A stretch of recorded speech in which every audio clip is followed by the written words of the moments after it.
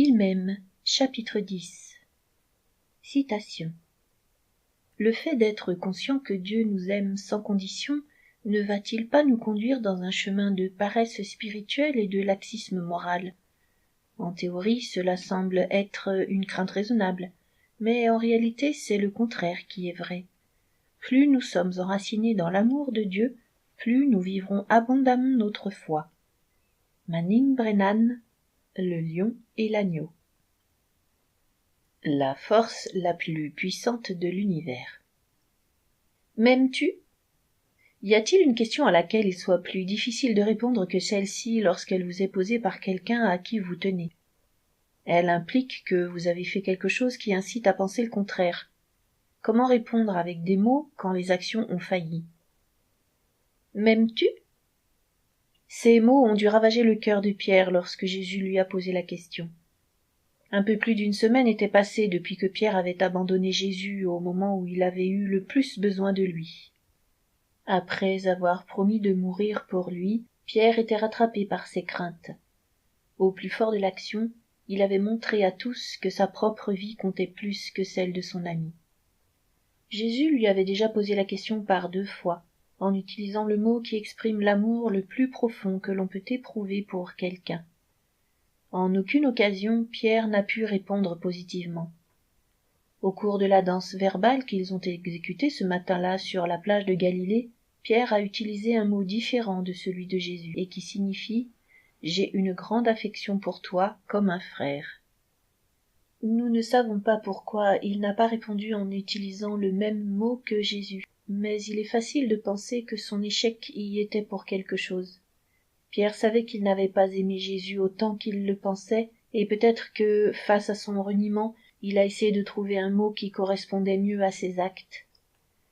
La 3e fois, Jésus pose la question en reprenant le mot de Pierre, qui exprime l'affection fraternelle. Et bien que Pierre réponde par l'affirmative, il est blessé par le fait que Jésus lui ait posé la question par 3 fois. Notez que Jésus n'est pas découragé par ses réponses. Les 3 fois, il invite Pierre à dépasser ses faiblesses et à travailler dans son royaume. Paix mes brebis. Son message est clair. Tu n'es pas de la marchandise avariée. Ton échec n'a rien changé entre nous, tu fais toujours partie de la famille.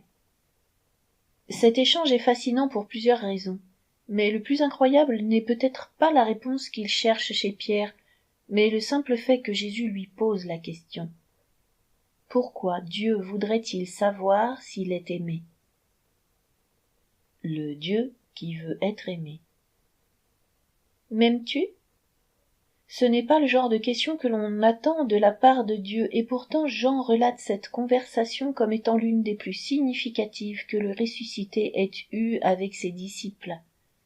Le fait qu'il réitère sa question attire davantage notre attention. Pourquoi voudrait-il savoir s'il est aimé ou non? Il est le Dieu tout-puissant. Son trône est entouré de milliers d'anges qui l'adorent. Il peut ordonner l'obéissance simplement parce qu'il est la plus grande puissance de l'univers. Pourquoi rechercherait-il l'amour de Pierre? Il semble que nous soyons bien plus à l'aise quand nos divinités nous commandent de les craindre. Presque toutes les idoles ou les faux dieux que les hommes ont créés recherchent la soumission de leurs sujets par la terreur qu'ils inspirent. Mais l'amour? Quel faux Dieu a jamais réclamé d'être aimé? Craint, oui. Obéi, oui. Mais aimé, jamais. Son œuvre à la croix terminée, Jésus vient et il recherche l'amour. Il le recherche chez celui qui l'a le plus trahi. Est-ce cela qu'il voulait que la croix produise chez ceux qui le suivaient? Sa mort a-t-elle eu lieu pour que leur crainte de Dieu soit dépassée et qu'une nouvelle relation commence, basée sur l'intimité de l'amour? Que cela pouvait-il être d'autre? Tout au long du Nouveau Testament, Dieu se présente comme un Dieu d'amour et de miséricorde, mais peu l'ont compris. Il semble qu'on ne pouvait lui obéir que sous la menace ou à cause d'un jugement. Le commandement qu'il donne de l'aimer de tout son cœur semble nier le but à cause des moyens employés. Peut-on commander l'amour vrai? Ce que Jésus recherchait chez Pierre était un reflet de ce que le Père avait toujours voulu trouver au sein de son peuple, mais que celui-ci a rarement compris. Il désirait la chaleur et la tendresse d'une relation remplie d'amour. Rien de cela n'était perdu pour Pierre, même si sa réponse n'était pas venue facilement. Si la puissance de la croix a pu l'atteindre au-delà de son échec, quelque chose de nouveau s'est donc vraiment passé. Jésus invitait Pierre à expérimenter les profondeurs de l'amour de Dieu au-delà de son échec, et à accéder à la force la plus puissante de tout l'univers. L'amour est au cœur même de la nature de Dieu. Quand Jean résume la substance de Dieu, il le fait avec une déclaration toute simple. Dieu est amour. Il nous est impossible d'expliquer avec des termes concrets tout ce que Dieu est, ainsi que le lien qui unit le Père, le Fils et le Saint-Esprit. Mais nous savons qu'ils vivent dans un état d'amour parfait. Quand cet amour te touche, tu découvres qu'il n'y a rien de plus puissant dans tout l'univers. Il est plus puissant que tes échecs, tes péchés, tes déceptions, tes rêves et même tes peurs. Dieu sait que quand tu accéderas aux profondeurs de son amour, ta vie sera définitivement changée. Rien ne peut le surpasser, rien d'autre ne pourra te conduire à goûter à ce genre de sainteté. Plus fort que la peur. Je ne veux pas dire que la crainte de Dieu soit quelque chose de faux, mais elle n'est pas tout. Elle est simplement le premier échelon pour connaître Dieu dans sa plénitude. Il a dit lui-même que c'est le commencement de la sagesse. Ce n'est que le commencement. L'amour en est l'aboutissement. Si tu n'aimes pas Dieu, le craindre te sera utile. Cela te préservera au moins de comportements destructeurs pour toi ou ceux qui t'entourent. Mais une fois que tu sauras combien il t'aime, tu n'auras plus besoin de le craindre. En d'autres termes, ce Père ne recherche pas ton obéissance, il veut ton affection. Il peut avoir ton obéissance sans ton amour, mais il sait que s'il a ton amour, il aura aussi ton obéissance. Il n'y a pas de crainte dans l'amour parce que l'amour suppose un châtiment, écrivait Jean, pour essayer de convaincre l'église d'Éphèse que l'amour de Dieu avait remplacé l'ordre ancien, basé sur la crainte. Cette approche était révolutionnaire pour l'époque, et malheureusement elle l'est encore aujourd'hui. Il semble que l'on soit plus à l'aise en craignant Dieu qu'en l'aimant. Mais la crainte n'est pas dans la nature de Dieu, il ne craint rien. Donc sa propre sainteté n'est pas produite par sa crainte, mais par son amour. De fait, la crainte ne peut pas produire la sainteté que Dieu veut partager avec nous, elle en est incapable. Pour que Dieu puisse nous transformer à son image, il doit extirper notre crainte et nous enseigner les merveilles de la vie dans son amour. Jean décrit la crainte et l'amour comme étant diamétralement opposés. Avant la venue de Jésus, Dieu utilisait la crainte pour contenir les passions humaines, mais cela n'a jamais rendu saint qui que ce soit. En Christ, Dieu nous appelle sur la base de l'amour. Il n'a plus besoin de nos craintes, sachant que nous ne pouvons pas aimer ce que nous craignons. Tu veux honnêtement croire que le flic derrière toi est là pour ta sécurité, mais tu ne vas pas l'aimer pour autant. La peur d'avoir une contravention te fera respecter les limitations de vitesse. Tu ne seras jamais davantage en sécurité que lorsqu'il est près de toi dans le trafic. Non seulement tu es plus prudent, mais les autres autour de toi le sont aussi. Mais cela t'empêche-t-il d'être soulagé quand il s'engage dans une autre direction? Même si sa présence était plus utile que tu le pensais, tu n'as pas envie de devenir son ami pour autant. La motivation à se conformer ne produit pas l'intimité. La religion organisée va si souvent à contresens que bon nombre de ceux qui sont assis sur les bancs d'église sont très éloignés de Dieu et très peu transformés dans leur caractère. Nous pensons que nous conformer aux voies de Dieu nous rapprochera de lui, alors qu'il n'en est rien. C'est notre relation intime avec lui qui nous transformera. Craindre Dieu peut nous conduire à agir à l'encontre de notre volonté, à conformer notre comportement à ses désirs. Mais même si cela nous amène à la justice, cela ne dure pas, et surtout ne nous change pas. Le comportement qui en résulte durera aussi longtemps que la crainte elle-même, ce qui explique pourquoi ceux qui se comportent de cette manière ont besoin d'une crainte renouvelée pour rester motivés. Il sait que si tu réponds à son amour, tu iras beaucoup plus loin que la crainte ne pourra jamais t'emmener. C'est pourquoi l'amour doit commencer à s'occuper de nos craintes. L'amour parfait chasse la crainte, continue Jean.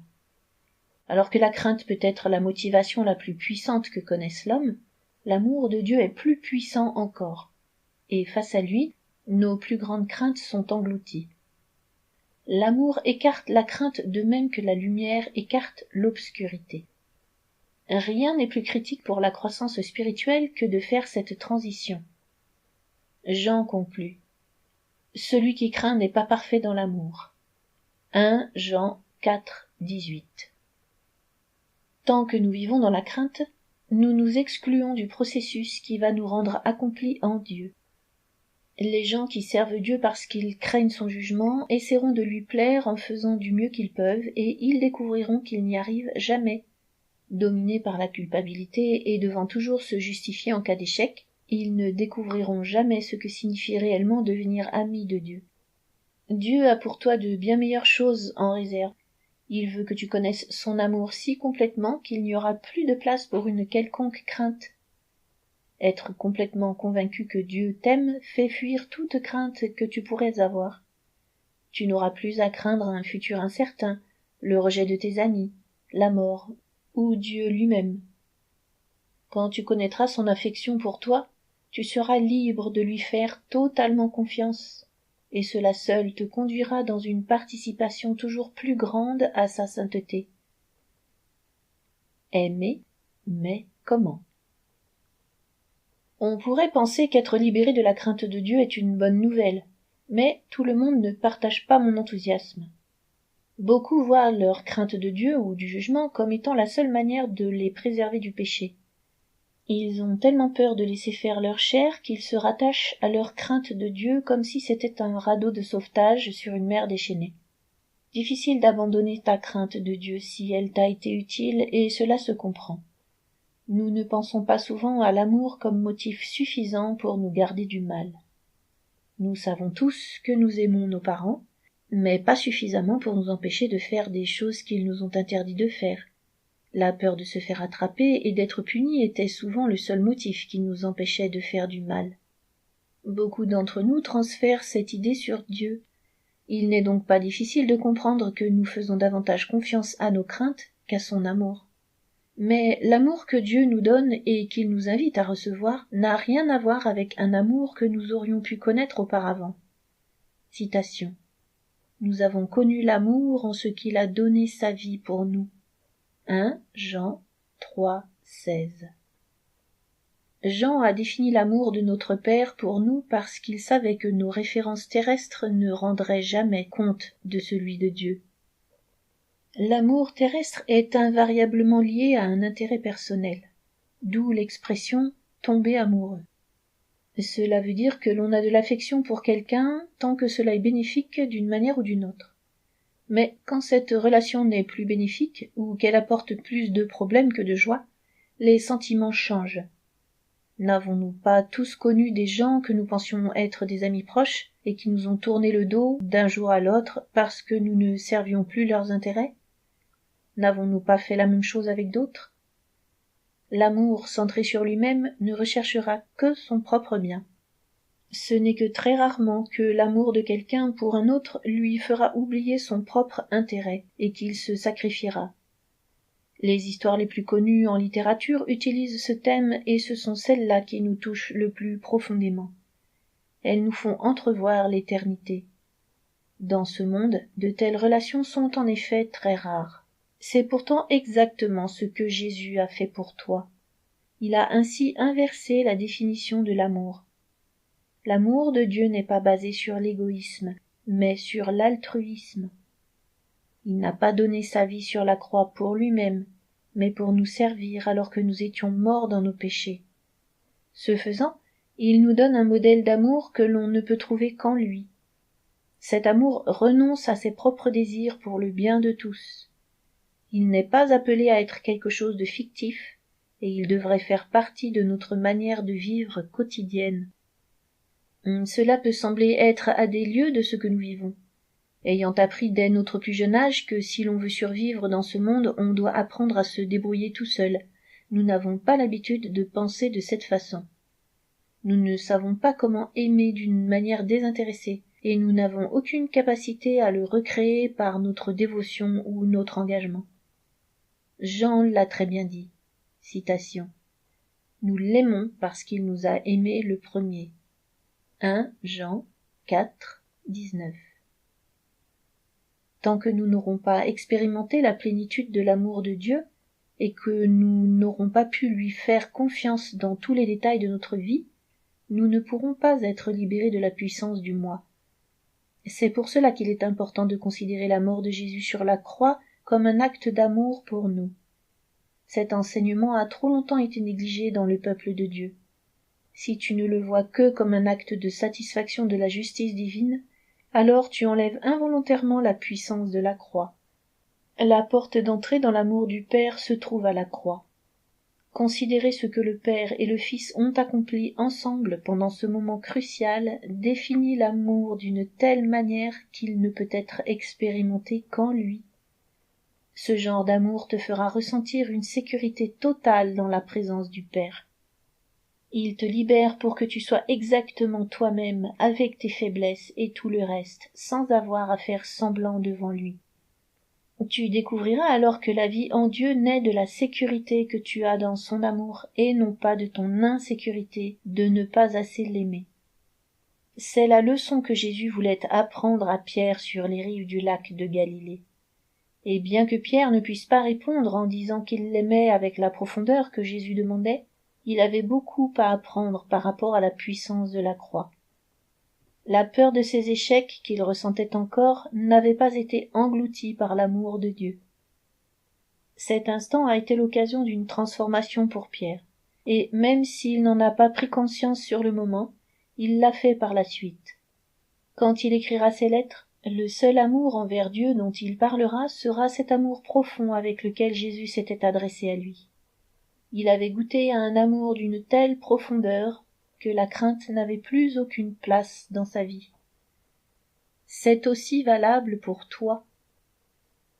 Allons à Golgotha et regardons se déployer dans toute sa gloire le plan le plus incroyable jamais imaginé. Citation. Vous n'avez point reçu un esprit de servitude pour être encore dans la crainte, mais vous avez reçu un esprit d'adoption par lequel nous crions « Abba, Père !»